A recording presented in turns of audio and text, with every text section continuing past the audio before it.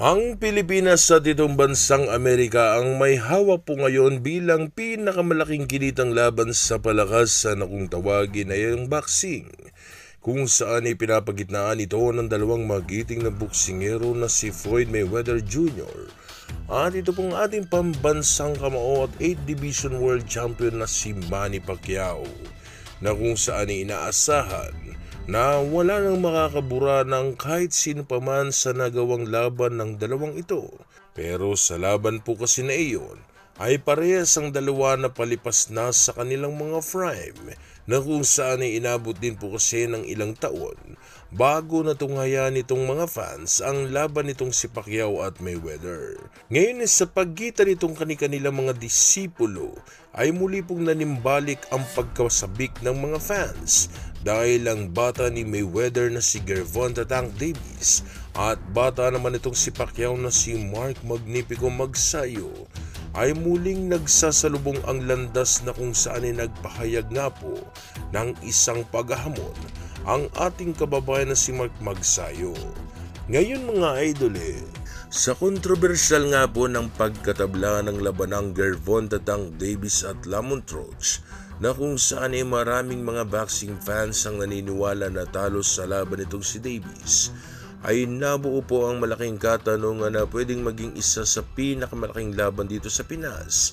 At ito na nga ay ang bakbakan sa pagitan nitong ating kababayan na si Mark Magnifico Magsayo kontra kay Gervonta Davis. Dito sa laban nila ni Roach ay pinakita po nitong si Roach na hindi naman talaga ganon kabigat ang suntok ni Davis, na kung saan ay kahit nga nanggaling pa sa mas mababa na dibisyon itong si Lamont Roach, ay hindi man lang siya natinag o nayanig sa mga mabibigat na suntok ni Davis.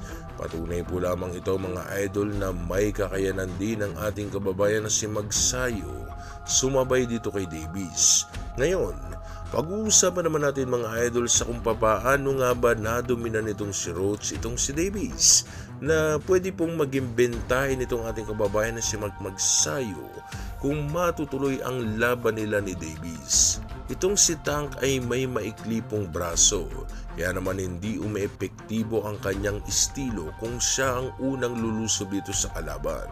Nahihirapan kasi siyang abutin ang distansya ng kalaban dahil sa iklingan ng kanyang maabot na suntok. Hindi naman kasi siya katulad nitong si Pacquiao na talaga namang lumulusob o pumapasok sa depensa ng kalaban kahit na matamaan. Basta ang mahalaga lamang kay Pacquiao ay ang maabot niya ang kalaban. Ang estilo po nitong si Davis mga idol ay counter punching, na hinihintay pumasok sa kanyang defense ang kalaban. Para sa gayon, ay mas madali na niyang maabot ang kalaban gamit ang kanyang maikling braso. Epektibo rin po ito para kay Davis mga idol dahil nga sa mataimtim nitong konsentrasyon para masukat ang timing at tamang lokasyon ng kanyang patatamaan.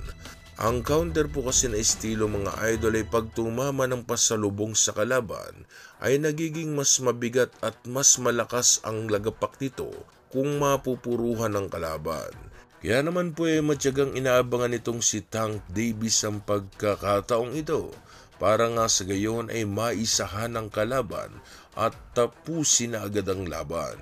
Pero dito sa naging laban nila ni Roach ay hindi po umepektibo ito, dahil sa hinahayaan po kasi ni Roach na si Davis ang unang magbato ng suntok. Kaya naman hindi umepekto ang pagiging counter puncher nitong si Davis. Idagdag mo pa ang 100% na kondisyon at handa si Roach sa laban na ito. Papalit-palit din po kasi ng estilo itong si Roach mga idol, na nagiging counter puncher at aggressive technical boxer. Kaya naman ay hindi mabasa-basa nitong si Davis sa kung paano niya nga ba mapupuruhan ang kalaban. Ang estilong papalit-palit ng game plan ay isa sa mga likas na kakayahan nitong ating pambansang kamao Manny Pacquiao.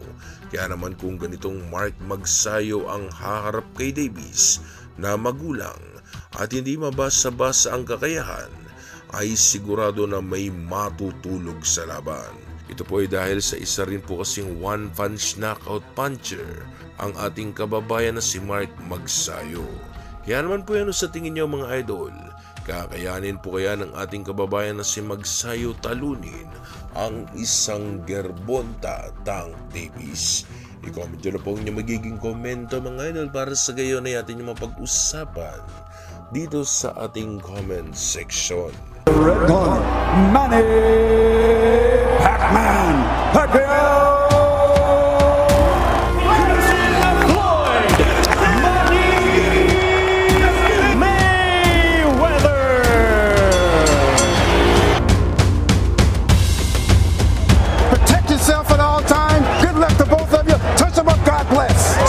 Were bedeviled by the notion this fight might never take place, and now here they are. Feels like the atmosphere of those great fights in the 80s. And in the first 3 rounds of that fight, Mayweather walked Alvarez down, back to shots by Pacquiao. Alvarez fight is right on point, Roy Jones. A long time to get there. Bayless was criticized during the Marcus fight. Was trying to get away. Hard right hand When Mayweather is there. was began by Mayweather. He's landing the target. Now he's got Mayweather in the corner. And Mayweather grabs him. Hard left hand by Pacquiao. Chances he landed the left hand to the chest of Mayweather to say, hey, you really think you need to foul me? See that? Double jab. He goes against the ropes. Mayweather here. Will he get warned for that? That was Pacquiao's best chance, and he'll look for another opportunity.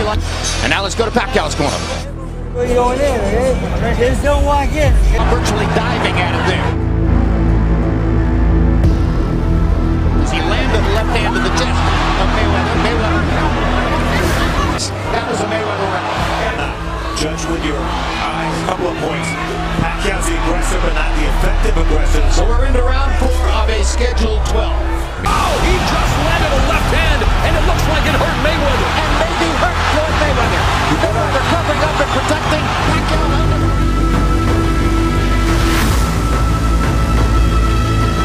The board here with a round, that's for sure. Tremendous. The crowd is going wild. Hard right hand. It's giving Manny Pacquiao confidence in this fight. There's no question about that. Doing that, he could give a round away. Good body shot. To do that. Yeah, but the difference is At exactly the same percentage against The left hand lands for Pacquiao. He's gotten them in. That's how Manny Pacquiao was able to get some things done. Pacquiao be able to get going at some point. Pacquiao in his tracks and disrupt his timing. This is where ropes This is a hand and lunging in. and some judges might give it to Pacquiao. by Floyd because he don't want to be forced. Well, he should step to the right and get outside. Floyd Mayweather comes back, buffles him in the next round. It would be ahead on the scorecards. It would be because of the jab. He gets closer down to his pace. There's no way in the world you're going to beat him. I don't care how good you think you are. Defender than Juan Manuel Marquez. And jab as much as people think. Hard left hand. You see the CompuBox numbers of total punches thrown. Will be because he's too preoccupied with that jab.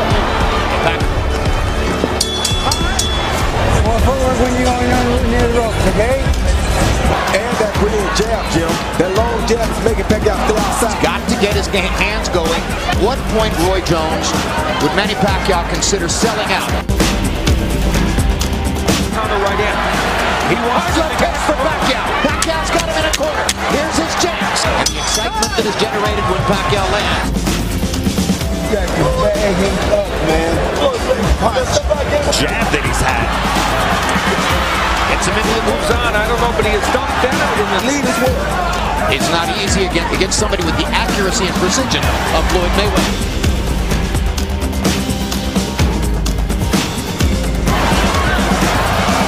No foot movement from him to try and attack an angle. Hunts Manny Pacquiao with right hand counter shots. Lands a left hook. Left jab, that straight right hand. This is what I think it's becoming obvious. You know, we said it going in. Mayweather respects. Hard left handed. He has Manny Pacquiao where he wants him. No, Sammy. Hey. Equals Rocky Marciano's. How the fight might wane because it took so long for That he wants to do it, he can do it. Manny Pacquiao, the throw was good of him. I think that's a hard one. As long as he was painted the ring without the tactical ammunition to open up. He was stretching it out to maximize the dollars. He was right. We get to the last 10 seconds. And in Grand Rapids, The celebration is probably beginning. Through 7 more punches.